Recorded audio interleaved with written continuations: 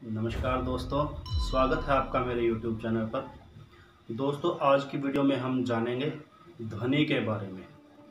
जैसा कि ध्वनि के बारे में आपको पता ही है कि कोई भी आवाज़ जो हम नेचुरली सुनते हैं वो सब ध्वनि है, परंतु हम किस ध्वनि का संगीत में उपयोग करते हैं, प्रयोग में लाते हैं, उसके बारे में हम आज इस वीडियो में जानेंगे। तो आइए शुरू करते हैं।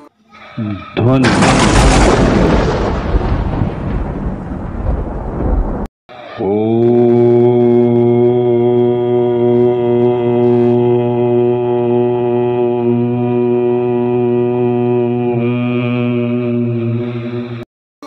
ध्वनि जो कुछ भी हम सुनते हैं वह ध्वनि है।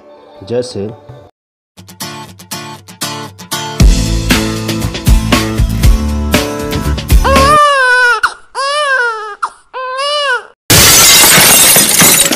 ये सभी ध्वनि हैं। कुछ को हम सुनना पसंद करते हैं और कुछ को नहीं। संगीत का संबंध केवल मधुर ध्वनि से है और मधुर ध्वनि को ही नाद कहते हैं। जो दोस्त ध्वनि को विस्तार पूर्वक जानना चाहते हैं उनके लिए मैंने यह चित्र डाल दिया है। आप वीडियो पॉज कर इसको समझ सकते हैं। प्रोफेसर ललित कुमार के अनुसार ध्वनि को अनुभव या महसूस करने के लिए ध्वनि उत्पादक यंत्र, कोई भी वाद्य यंत्र इसमें हम ले सकते हैं दोस्तों, या माध्यम, वायु और ग्राहक यानी कि हमारे कान, इन तीनों का होना आवश्यक है। अगर इन तीनों में से कोई भी तत्व मौजूद नहीं है तो हम ध्वनि को महसूस नहीं कर पाएंगे।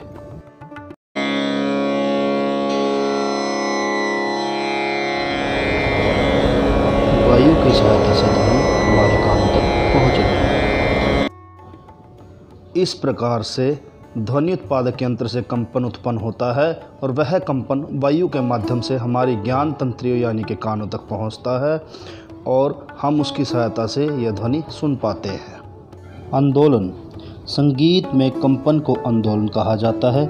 आंदोलन का अर्थ यहाँ पर वाद्य की तार पर आघात करने से एक सेकंड में तार कितनी बार कांपती है या कितने कंपन उत्पन्न होते हैं वह उस ध्वनि की आंदोलन संख्या कहलाती है।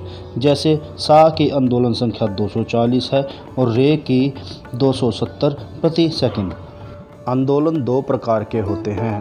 पहला है नियमित या अनियमित आंदोलन। यदि हम एक वाद्य पर बार बार आघात करते हैं और उसकी जो आंदोलन संख्या है वह समान रहती है तो नियमित आंदोलन कहते हैं, और यदि बार बार आघात करने पर जो आंदोलन संख्या है उसमें कोई फ़र्क आता है या एक जैसी नहीं रहती तो उसे हम अनियमित आंदोलन संख्या बोलेंगे।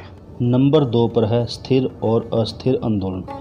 यदि हम किसी वाद्य पर आघात करते हैं और ध्वनि काफ़ी देर तक रहती है तो उसे हम स्थिर आंदोलन बोलते हैं, और यदि आघात करते ही एक पल में ही ध्वनि समाप्त हो जाती है तो उसे हम अस्थिर आंदोलन कहते हैं।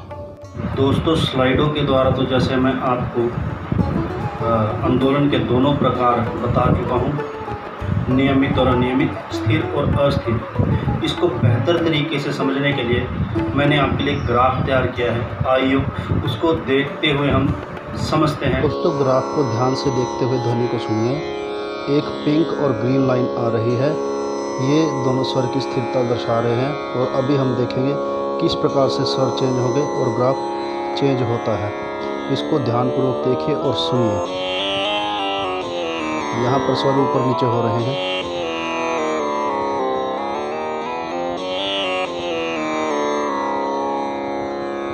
और स्वर दोबारा से स्थिरता की ओर आ गए हैं। दोस्तों, उम्मीद करता हूँ ग्राफ को देखकर आप आंदोलन के दोनों प्रकारों को समझ पाए होंगे और बेहतर तरीके से मुझे लगता है आपको समझ में आया होगा कि किस प्रकार से ध्वनि ऊपर होती है, अपनी स्थिरता पे आती है या अस्थिर होती है, और कौन सी ध्वनि हमें ज़्यादा बेहतर अच्छी लगती है। दोस्तों, नियमित और स्थिर आंदोलन वाली संख्या को हम संगीत में लेते हैं और उस ध्वनि को हम नाद कहते हैं।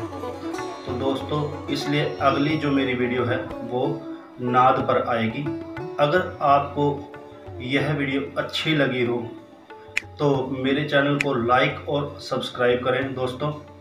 आपके लाइक के द्वारा हमें बहुत अच्छा लगता है और मैं बहुत मेहनत करता हूं आपको आसान तरीके से म्यूज़िक की थ्योरीज या जो भी ऐसी चीज़ें हैं जो आसानी से हमें समझ में नहीं आती है उसको समझाने के लिए। तो दोस्तों आज के लिए इतना ही। धन्यवाद।